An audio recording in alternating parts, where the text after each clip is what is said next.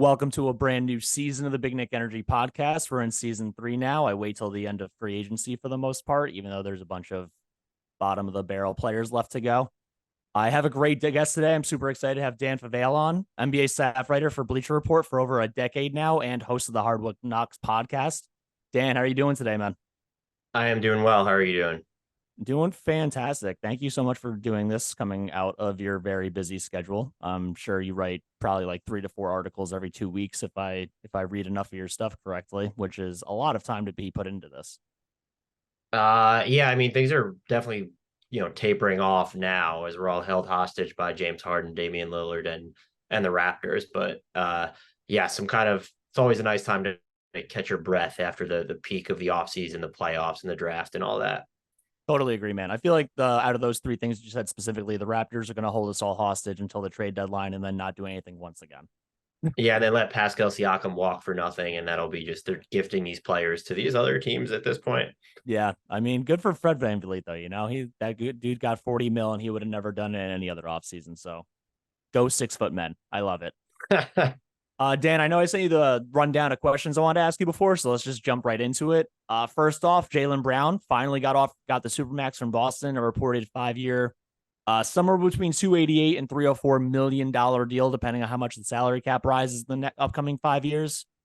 So my question to you is, based off of that, does it even make sense for organizations to give Supermaxes, aka 35% of their salary caps, to players that don't appear to have the number one ability on a title team? I know you said in the last podcast you did that, you like, just a ballpark, Jaylen Brown was around 35th-ish.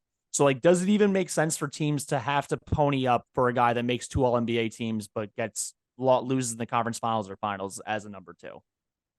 I think we're heading down a path where it eventually won't make sense, or they will claim it won't make sense because of fears of the penalties from both the first and second luxury tax aprons. And the Celtics were in a unique position where they couldn't, you could trade Jaylen Brown, but it'll be on an expiring contract. You even get, 60 cents on the dollar for him. That's not really that appealing. I don't think this deal will ever age into a movable. I think that he's become somewhat underrated on offense. The handle, the passing, it's all certainly a problem.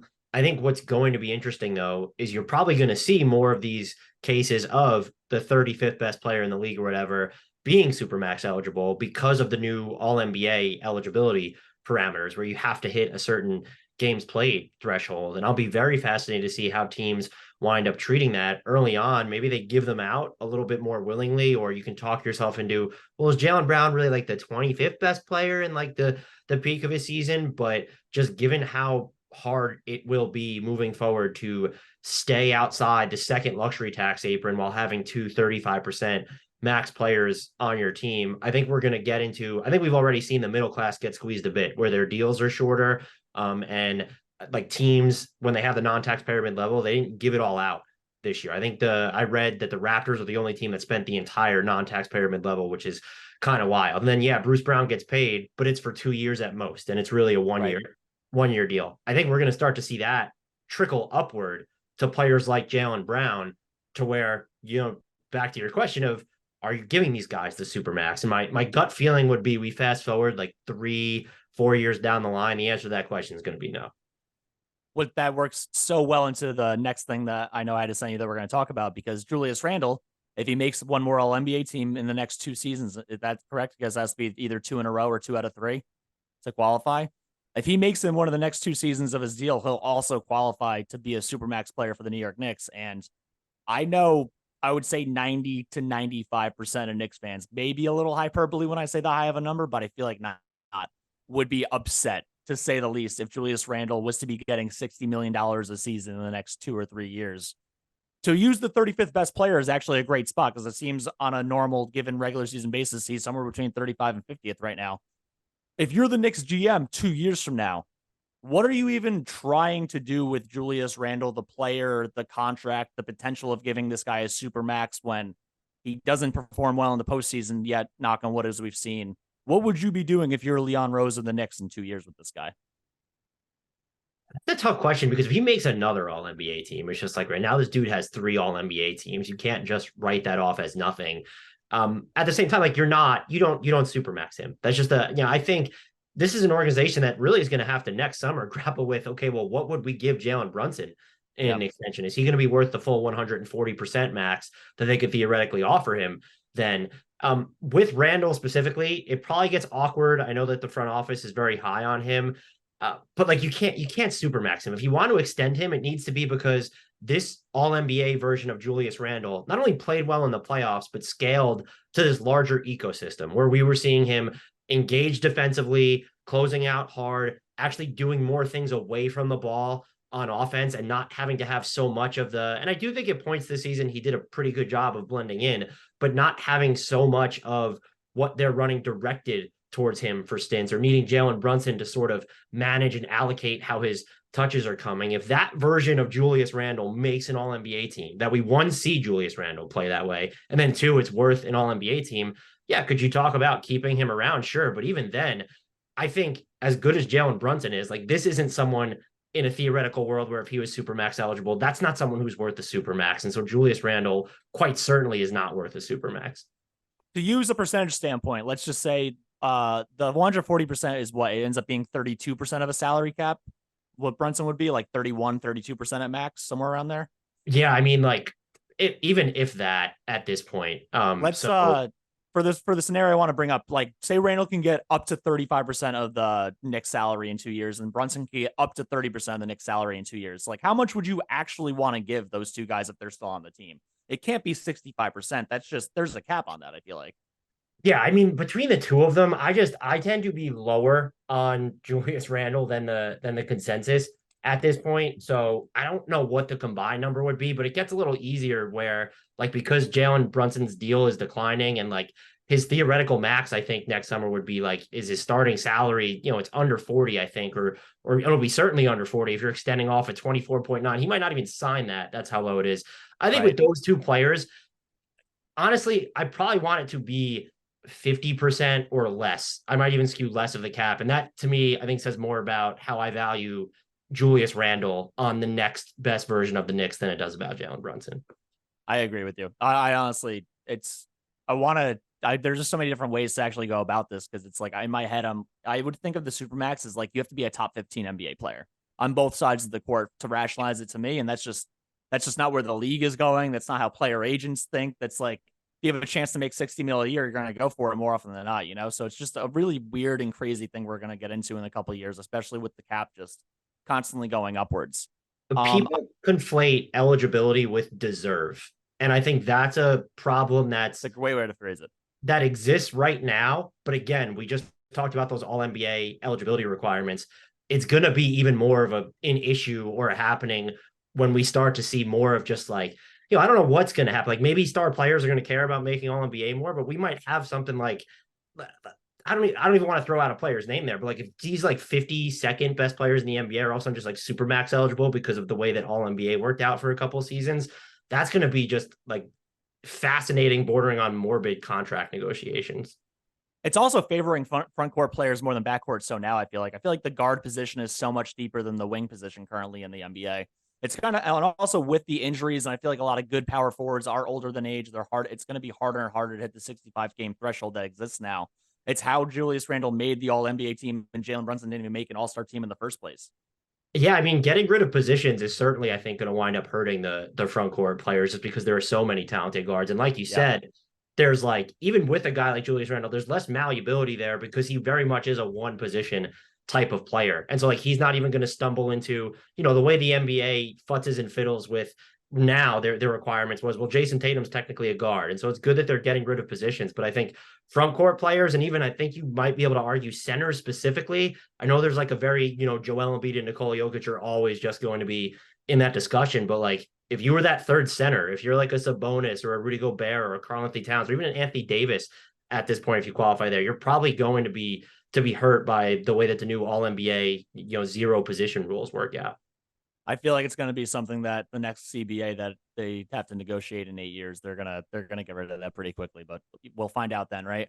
I do want to get into, so I know you're very big. You just said it yourself. You're a little lower on our Julius Randle than some people are.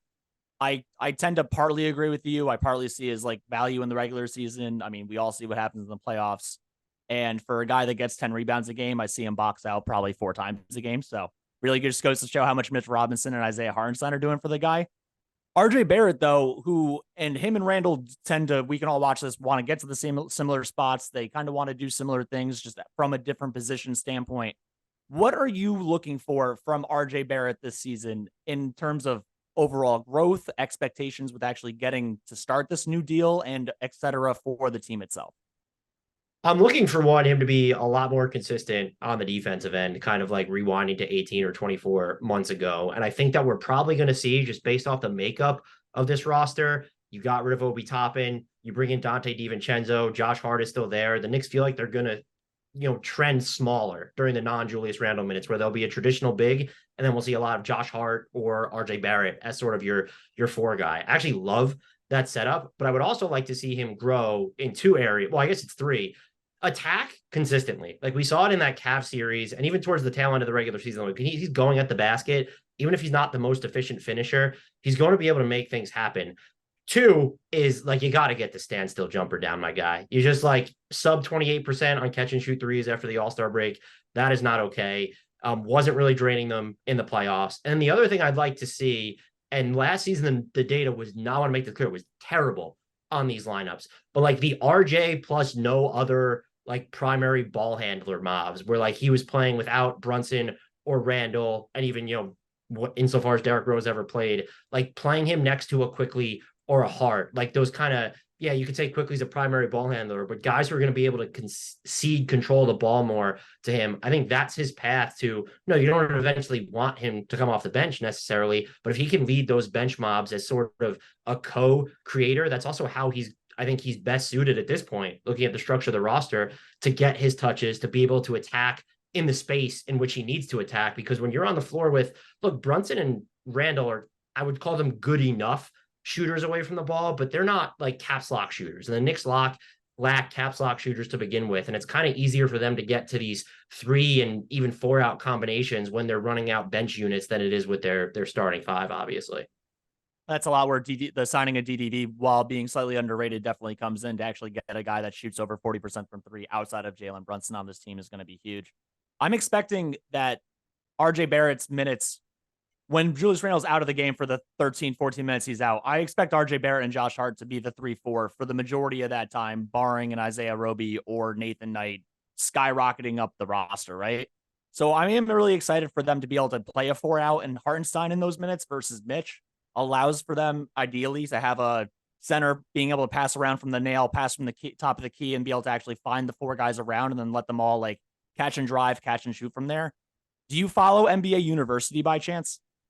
I do not, but they're kind of retweeted into the, corpse of my Twitter timeline. A lot of their stats they're showing right now, the catch and shoot, the efficient field goal percentage, it's rough to see RJ and then Scotty Barnes, even talking about the Raptors before, their two names are on the top as in the bottom of all of these lists. And it's really, really startling, not only for the Knicks, but for the Raptors fan bases of, we expect these guys to hopefully be all-stars 2, 3, 4 years from now. But if you don't have a even a 35, 38% like pull-up jumper, it's hard to succeed as a guard in the NBA long-term.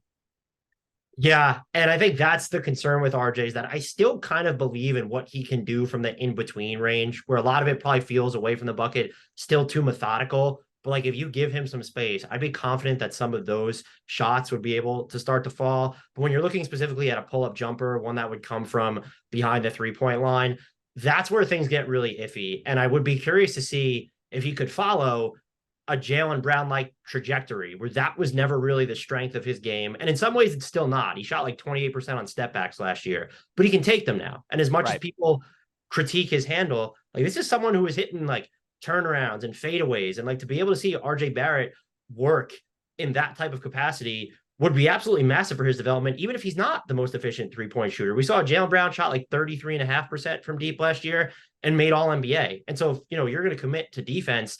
I would say at this point, RJ's ceiling is definitely lower than Jaylen Brown's. But if you can follow that trajectory where we saw kind of not so much meteoric improvement on offense from Jaylen Brown as a scorer, but it was incremental. If you can see that consistently from him year over year, I just feel like a big part of that is, is he going to get enough touches? And a lot of that does come down to deserve, because I think you can make the argument I would like to see more of RJ featured. Has he done enough to necessarily, when you look at the makeup of this roster, say he deserves it? The answer is probably no. But like, I think it's a legitimate curiosity. And so if you can, the second part of that would be, is there going to be enough space when you are giving him that opportunity? And DDV helps. I just don't know. Again, when I think of caps lock shooter, he played well in Golden State last year. How does that translate to New York sort of floor balance right now? I don't know, but that's the biggie for RJ Barrett, is if he has to operate on the inside, he's not built like Jalen Brunson to where he doesn't need any sort of space to make things happen for himself or others. I have one question for you about RJ before I go into the game I sent you about the undrafted or unprotected first round picks to have a player's value. What do you think is more likely to improve more this year percentage wise? RJ Barrett's catch and shoot percentage or Mitchell Robinson's free throw percentage? Oh God. I'll go with RJ's catch and shoot percentage just because we've seen him do it before. Like there was earlier on in his career, like that shot was more efficient than it was last year when it was, 32.5% on catch and shoot threes or whatever it was. So I still have such a belief in RJ that I have to go with that. So yeah, I'd like to believe Mitch will be better at the free throw line, but I don't think, anything that's above catch and finish at the rim, I'm just not going to trust Mitchell Robinson to do, period, on offense. That's fair. Just one little thing I want to throw out there too. RJ Barrett's played 12 games without Julius Randle in the past 2 seasons. His field goal percentage is below 40 and his 3-point percentage is below 30 in those 12 games, which is wild to think about when we always say that they take up the same space. There were times where holy Julius Randle durability in that, just the fact that there's only been 12 games of where they don't necessarily overlap.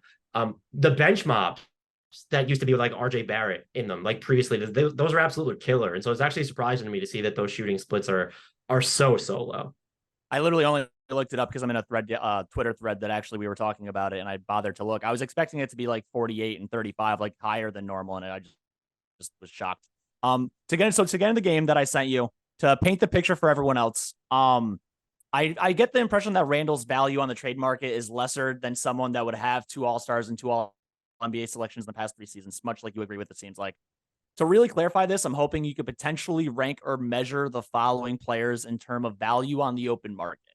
And I understand this is an impossible exercise in real life because of the need of matching salaries from one team to a trade and another, how long a player has left on his contract and what that means to the team trading for him. And salary cap limits. There's a lot that goes into it. But just for the sake of how many undrafted or unprotected first round picks a player would be worth if all of these guys had an equal contract. For example, Karl Anthony Towns is worth like 4 unprotected firsts and a pick swap, just as throwing it out there. Can you tell me what you think these 6 players would be getting on the open market? And I have them going from what I think would be lowest to highest amount. So the first one is Zach LaVine. How much is Zach LaVine worth on the open market for only first round picks? I think he ends up getting you. I was actually surprised that you had him last. I think he ends up getting you 3. Okay. I mean, I was thinking him last, second last, or third last. 1, 2, and 3 are like, I honestly could have gone anyway.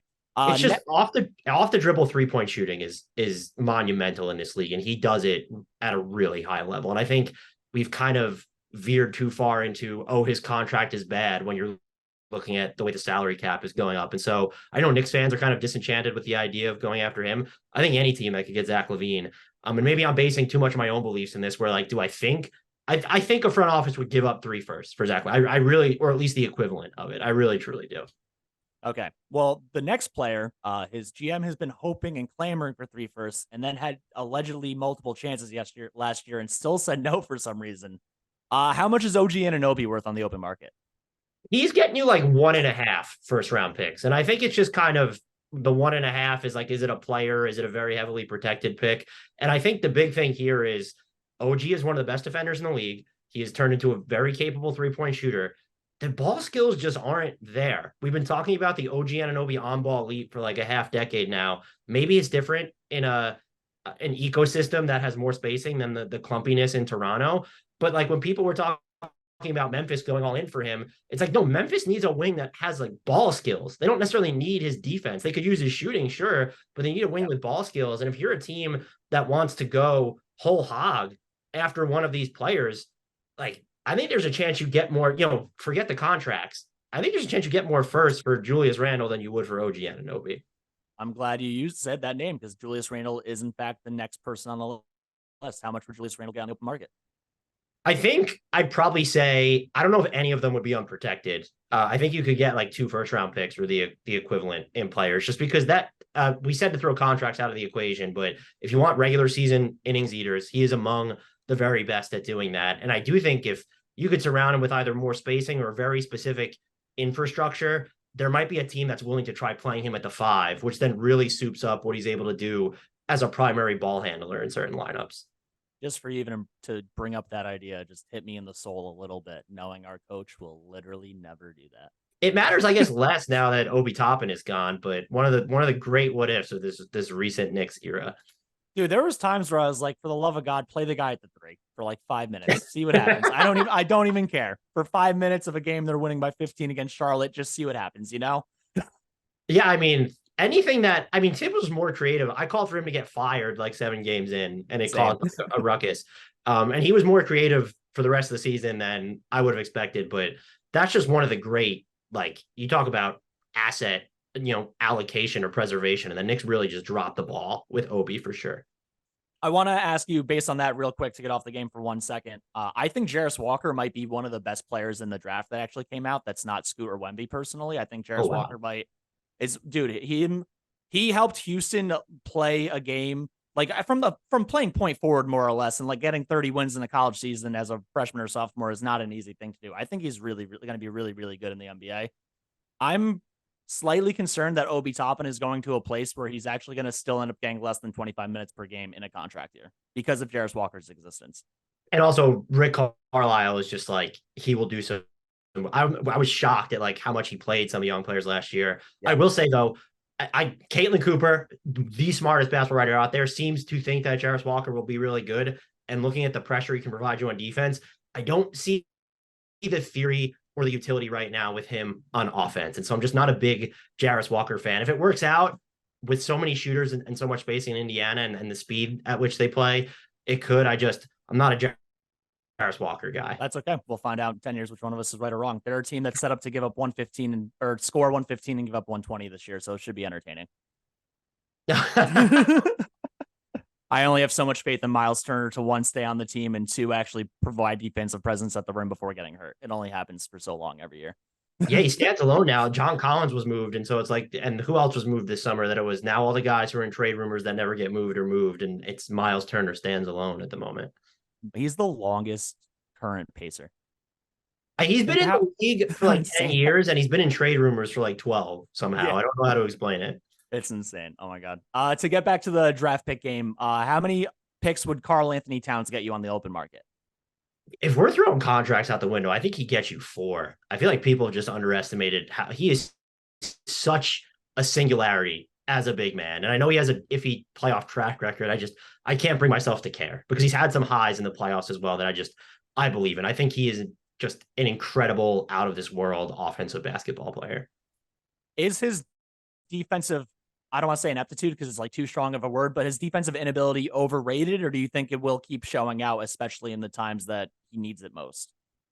I think ineptitude is actually probably a fair word to describe, or apathetic, just like the way that he can look on defense. So it's definitely a concern. And if you're playing him at the 5, you're playing him anywhere, but like if you don't have a Rudy Gobert or a really nice rim protector at the 4 next to him, it's an even bigger concern. And so I think it's fair that is certainly held him back in the eyes of a ton of people. I just think his offense has probably been written off a little bit too frequently over the past year and a half. If I was to imagine Karl Anthony Towns on this current Knicks roster without imagining who would be traded for him, I would think that the best lineup for him to play with would be Deuce McBride, Emmanuel Quickley, Quentin Grimes, Josh Hart, and Karl Anthony Towns. So there's 4 guys that are protecting him defensively before the player actually got to him at the paint. I'm trying to think of what would be more likely to give Tibbs a heart attack. The fact that he had to coach Karl Anthony Towns again, or the fact that he would be tasked with playing a center who spaces the floor. I don't know which one would be a bigger detriment to him.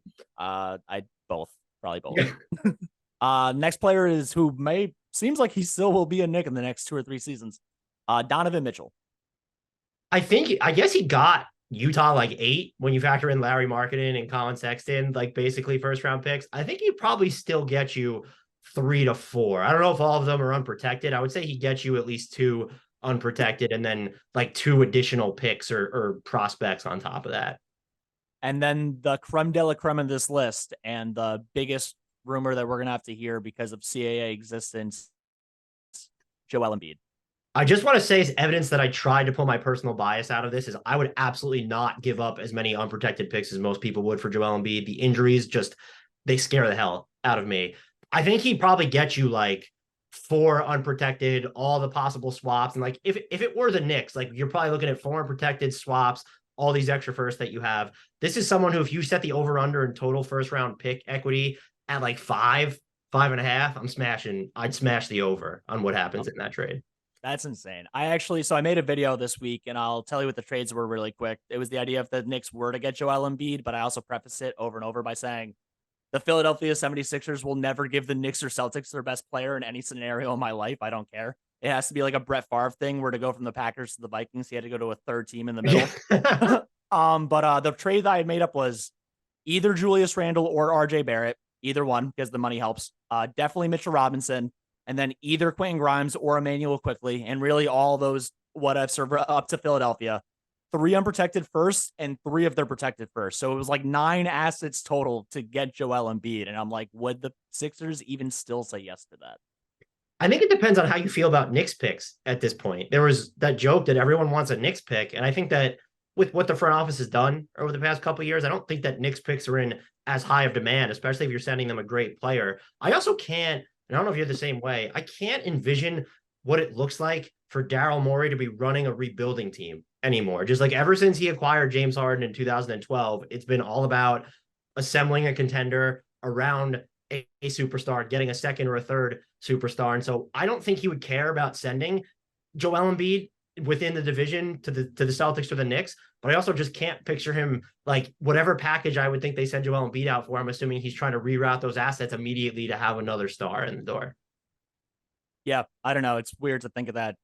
Daryl Morey's even actually choosing to do that now, knowing that he was just like not quite Sam Hinkie, but like pretty close in the process for a long time. And then he just absolutely fell in love with James Harden and has now managed to just do his whole GMing for the past 7 seasons based on James Harden's existence in the NBA. So that's really funny.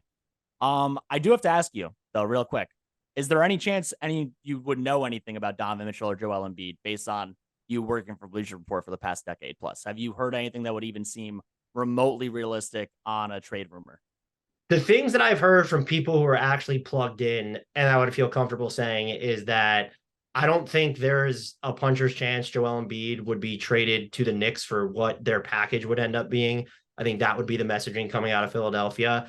And I don't know when or if Donovan Mitchell gets traded again, but the Knicks bugaboo is very much still a thing, people believe, with him. And so I wouldn't, if I had to pick who's more likely to wind up in New York or who's the player that the Knicks fans would need to watch more, insofar as they're interested in either of them, it would be Donovan Mitchell.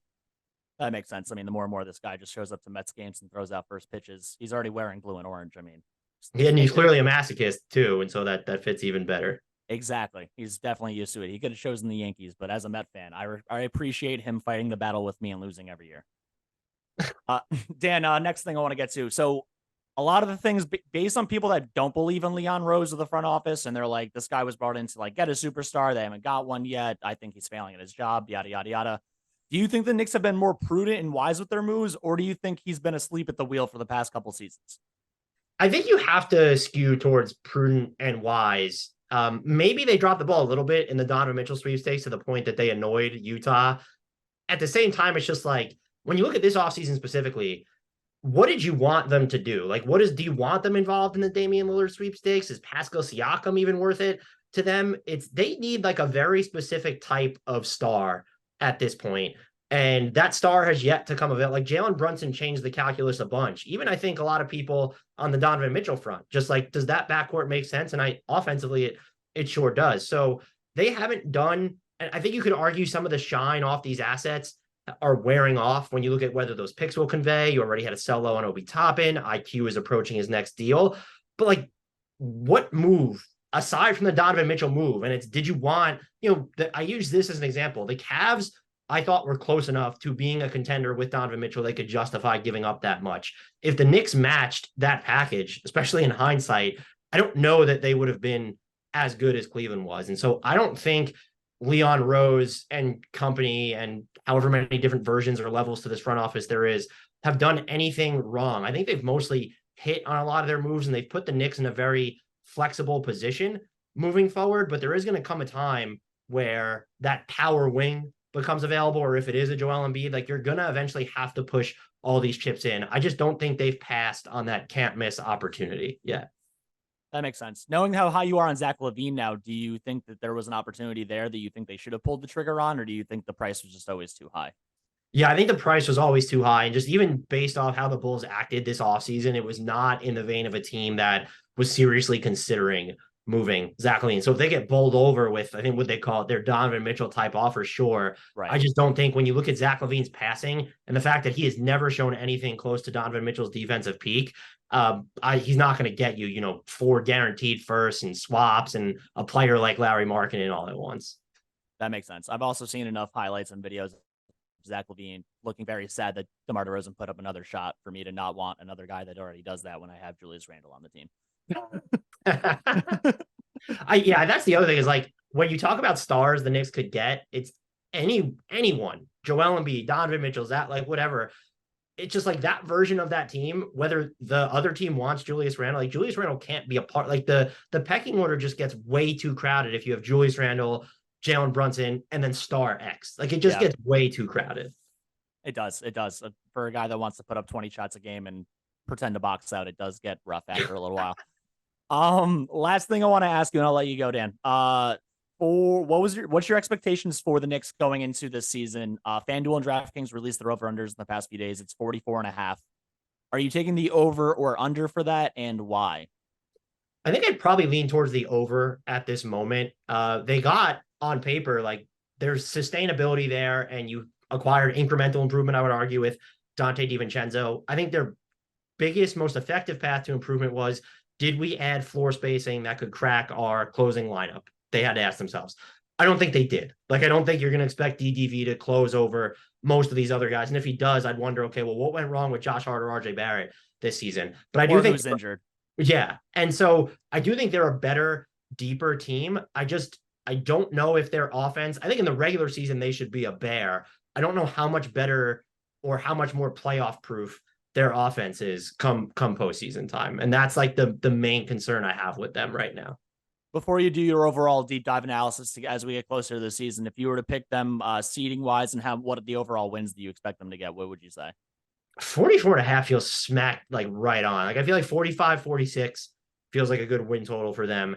And in the East, I mean, Milwaukee is certainly still better than them.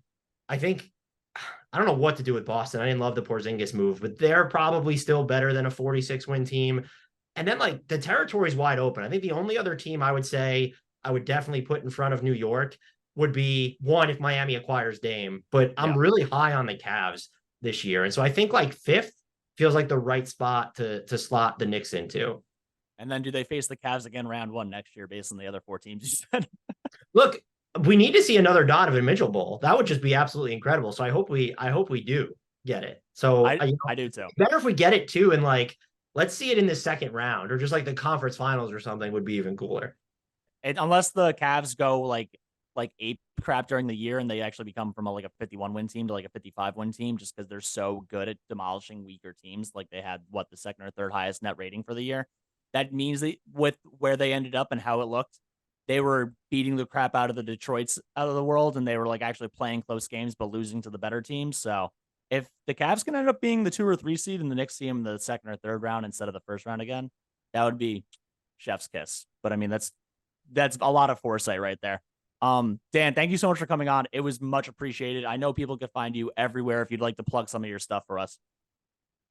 Check out, I would recommend biasedly the Hardwood Knocks NBA podcast. We cover the entire league at large in a thorough yet seriously unserious tenor. I love that delivery. Seriously unserious tenor. I might just put that on a shirt somewhere. We have it on shirts already. So there you go. Seriously unserious. I'm going to buy it. I love that. Dan, thank you so much again. Much appreciated. I hope to have you on again as we get closer to the season, maybe in the middle of the year. Vin, I did a great job if you didn't tell me to ask a single thing. So hopefully Parker's sleeping, and Dan, let's go Knicks. Peace. Thanks for having me, guys. Take care. Thank you.